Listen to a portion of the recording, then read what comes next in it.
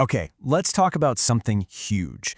What if the biggest problems we face as a species, scarcity of energy, labor, resources, what if they could actually be solved? And I mean within our lifetime. Well, there's a blueprint out there that claims to do just that, and we're going to dive right in. No, I mean, seriously, just take a second and actually picture that. A world where energy, labor, all the stuff we need, it's not just available, it's abundant for everyone. It sounds like pure sci-fi, right? Kind of like something out of Star Trek. Well, it turns out, back in 2026 at the World Economic Forum in Davos, Elon Musk actually laid out this incredibly bold, interconnected plan to achieve exactly that. And it wasn't just some single grand idea. Nope, it was a full-on blueprint for basically rewriting our entire economic reality. His whole argument was that if we take just a few key technologies and scale them up, and I mean aggressively, we could totally reshape our civilization. And here's the kicker. Not in a century, but maybe in the next decade or so. So where does this whole thing start? Well, this entire vision, this whole blueprint, it kicks off with one single foundational element. And it's something that's been right there staring us in the face forever.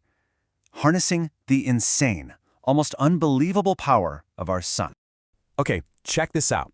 The whole energy strategy is driven by one simple, mind-blowing fact.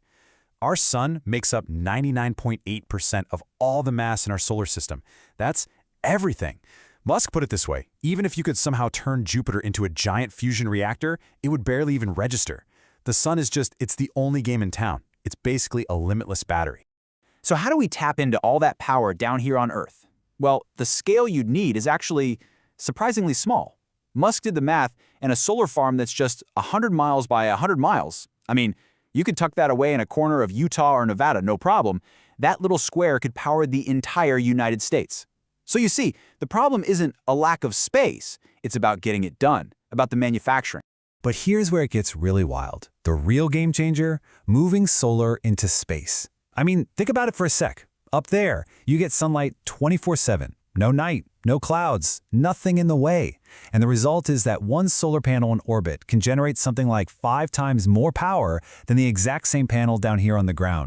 So the strategy here is basically a two-pronged attack. First, we got to deal with the roadblocks down here, the policy stuff, the tariffs, so we can build out solar farms on Earth and fast. And at the same time, we need to push the tech to get these massive, super efficient solar arrays up into orbit. It's all about going huge, both on the ground and way up high. All right, so that's energy. Let's move on to the next piece of the puzzle, because this is where it really starts to connect. Once you have a crazy amount of cheap, abundant energy, well, what do you do with it? You power the most transformative and, frankly, the most power-hungry tech we've ever dreamed up, AI. And that AI, that's how you get an abundance of labor. And look, we're not just talking about another robot arm on an assembly line. No way. The goal here is a true humanoid robot, something like Tesla's Optimus, designed to be a general-purpose worker, a machine that can literally look at a physical job, figure it out, and then just do it, safely right alongside us. And this is where the timeline just gets insane. Musk is predicting this exponential ramp-up. You go from robots doing tricky jobs in factories in 2026 to AI being smarter than any single human just a year later, and then, maybe, smarter than all of humanity combined by 2030. That is an incredibly fast, almost dizzying pace of change. And look, this isn't just some far-off theory. We're actually seeing this kind of crazy fast improvement in the real world right now with AI in cars. Musk basically said that Tesla's full self-driving is now essentially a solved problem. The data is showing it's getting so much safer than a person driving that some insurance companies are already giving out huge, like 50% discounts. That's a real tangible proof point of AI mastering a super complex task in our world. Okay, so orbital solar farms, advanced AI. A lot of this grand vision depends on building huge stuff, not just here, but up in space. And for decades, that entire idea has been a non-starter. Why?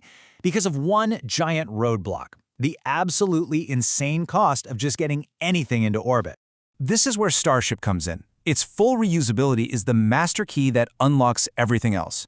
I mean, for all of history, we've basically thrown away our rockets after one use.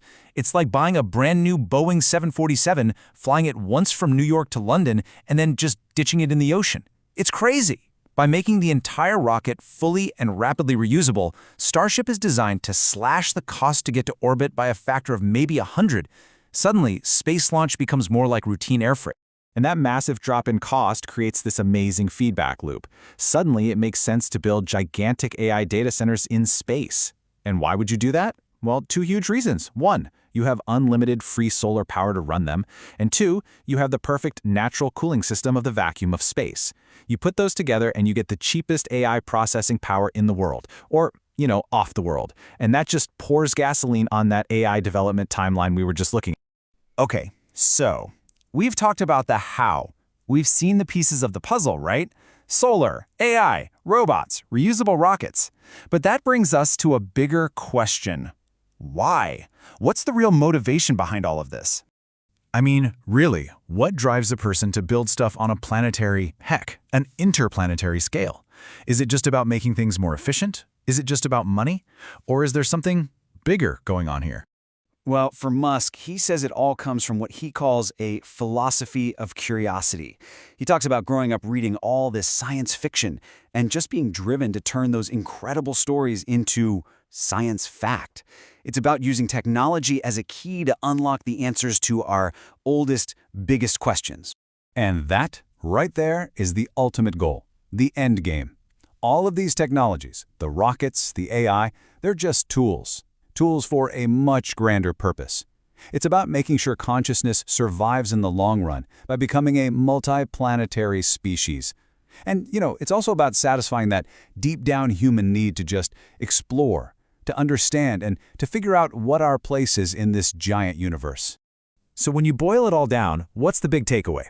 This whole blueprint for abundance, it's not really just a technical plan. It's a bet. It's a bet on optimism.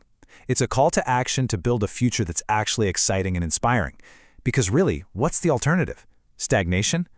And when you look at it that way, isn't that a bet worth making?